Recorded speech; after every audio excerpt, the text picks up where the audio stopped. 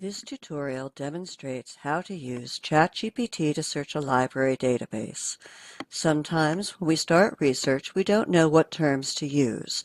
So using something like ChatGPT or another generative AI can help us create search strings.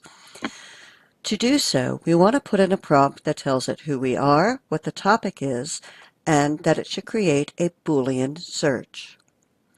ChatGPT will then generate a search strategy. In this case, it also gave us a couple of alternative searches to consider. One on cancel culture, one on social media content, and how behavior changes. To use one of these, we would click on the Copy Code button in the upper right corner of the search we choose.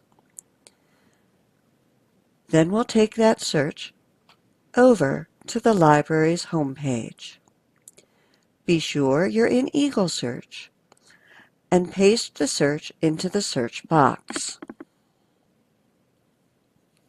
This search generated 250,000 results, which is a bit much, so let's use some of the filters to narrow it further.